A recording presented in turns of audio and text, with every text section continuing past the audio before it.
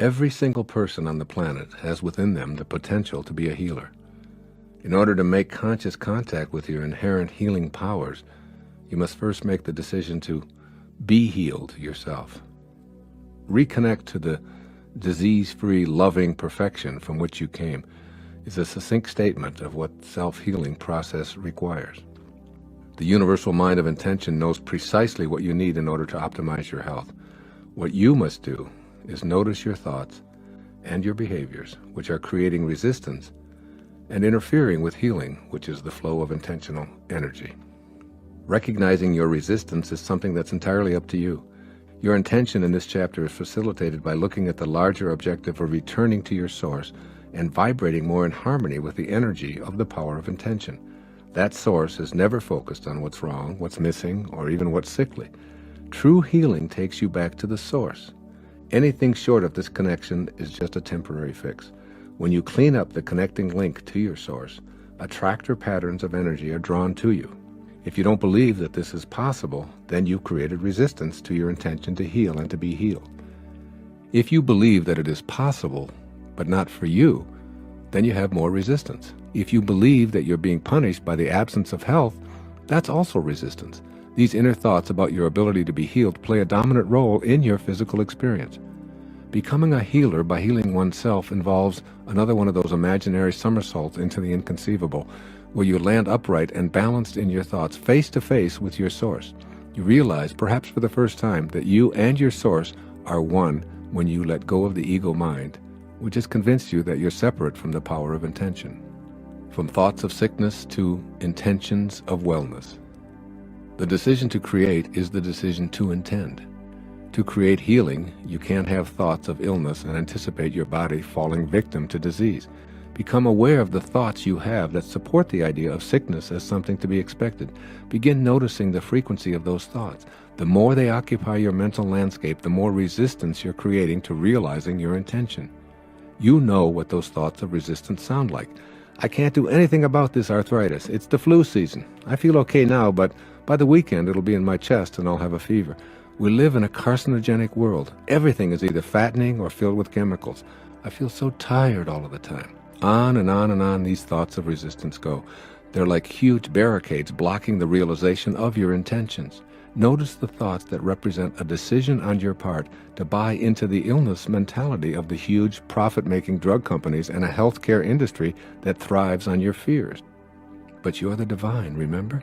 You're a piece of the universal mind of intention, and you don't have to think in these ways. You can opt to think that you have the ability to raise your energy level, even if all of the advertising around you points to a different conclusion. You can go within and hold an intention that says, I want to feel good. I intend to feel good. I intend to return to my source, and I refuse to allow any other thoughts of disorder or disease in. This is the beginning. You'll feel empowered by this unique experience. Then in any given moment of not feeling well, choose thoughts of healing and feeling good. In that instant, feeling good takes over, if only for a few seconds. Illness is not a punishment. You don't have a need for healing because you were bad or ignorant or as retribution for past life offenses. You've taken on whatever you're experiencing for whatever lessons you need to learn on this journey, which is being orchestrated by the all-providing intelligence that we're calling intention.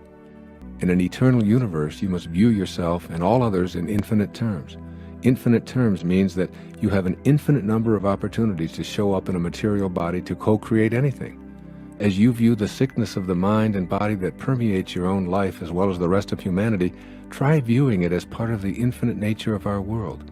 If starvation, pestilence, or disease are a part of the perfection of the universe, then so is your intention to end these things a part of that same perfection. Now decide to stay with that intention, first in your own life, then in the lives of others. Your intention will match up with the intention of the universe, which knows nothing of egos and separation, and all thoughts of illness as punishment and karmic paybacks will cease to exist. Making your intention your reality. What follows is my 10-step plan for implementing the intention of this chapter to optimize your capacity to heal and to be healed. Step 1. You can't heal anyone until you allow yourself to be healed. Connect to a loving, kind, receptive to healing energy, which is the field that intended you here. Be willing to accept the fact that you're a part of the healing energy of all of life. The same force that heals a cut on your hand and grows the new skin to repair it permanently is both in your hand and in the universe as well. You are it. It is you. There's no separation. Be conscious of staying in contact with this healing energy because it's impossible to separate from it except in your ego-diminished thoughts. Step 2. The healing energy that you've connected to at all times is what you have to give away to others. Offer this energy freely and keep your ego entirely out of the healing process. Remember how St. Francis responded when asked why he didn't heal himself of his diseases, which would cause his death at the age of 45. He said, quote, "I want everyone to know that it is God who does this healing," unquote. St. Francis was healed of ego domination, and he deliberately held on to his infirmities to teach others that it was God's energy working through him that provided the energy for all of his miraculous healings. Step 3. By raising your energy to a vibrational match with the field of intention, you're strengthening your immune system and increasing the production of well-being enzymes in the brain. A change in personality from being spiteful, pessimistic, angry, sullen, and disagreeable to one of passion, optimism, kindness, joy, and understanding is often the key when witnessing miraculous acts of spontaneous recovery from what were called fatalistic prognostications. Step 4. Practice surrender. Let go and let God is a great theme in the recovery movement. It's also a wonderful reminder in the world of healing. By surrendering, you're able to have reverence for and commune with this source of all healing. Remember that the field of intention doesn't know anything about healing per se because it's spiritual perfection already, and it creates from that perspective. It's ego consciousness that creates the disorder, disharmony, and even the diseases of our world. And it is in returning to that spiritual perfection that harmony of body, mind, and spirit are realized. Step 5. Don't ask to be healed, ask to be restored to that perfection from which you emanated. Let nothing interfere with the intention that you have to heal and be healed. Discard all negativity that you encounter. Refuse to let in any energy that will weaken your body or your resolve. Convey this to others as well. Remember, you're not asking your source to heal you, because this assumes health is missing from your life. Come to the source as whole and complete. Banish all thoughts of illness, and know that by connecting back to this source, filling yourself with it, and offering it to others, you become healing itself. Step 6. Know that you're adored.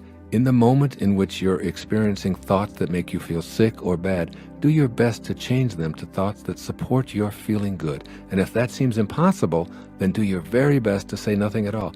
Be on the lookout for the opportunity to literally say to yourself, I feel good. I intend to attract more of this good feeling, and I intend to give it away to any and all in need of it. Step 7.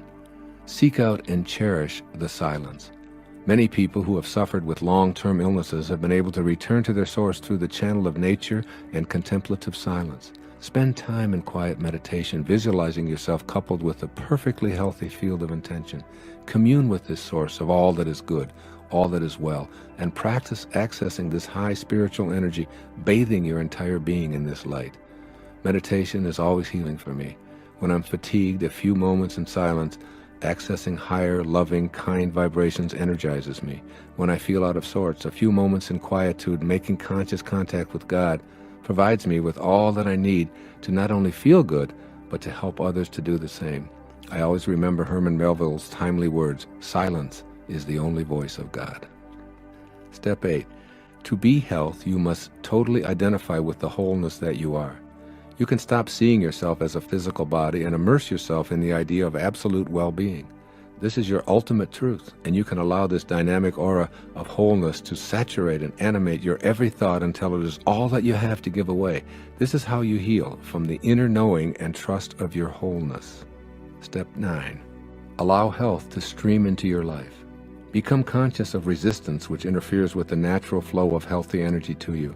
This resistance is in the form of your thoughts. Any thought that's out of sync with the 7 phases of intention is a resistant thought. Any thought that says it's impossible to heal is a resistant thought. Any thought of doubt or fear is a resistant thought. When you observe these thoughts, note them carefully, and then deliberately activate thoughts that are in energetic, vibrational balance with the all-providing source of intention. And finally, step 10. Stay immersed in a state of gratitude.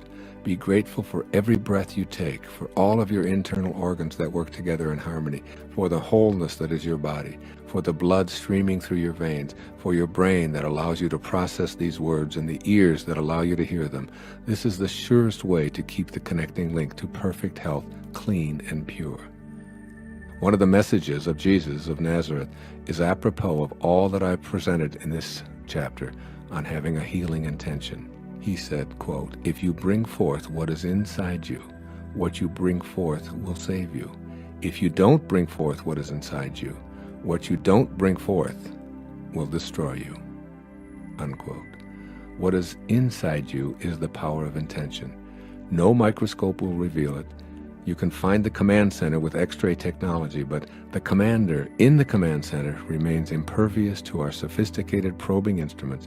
You are that commander. You must allow yourself to be in vibrational harmony with the greatest commander of all and bring it forth to serve you, rather than allowing yourself to be in a state of disrepair. Thanks for watching.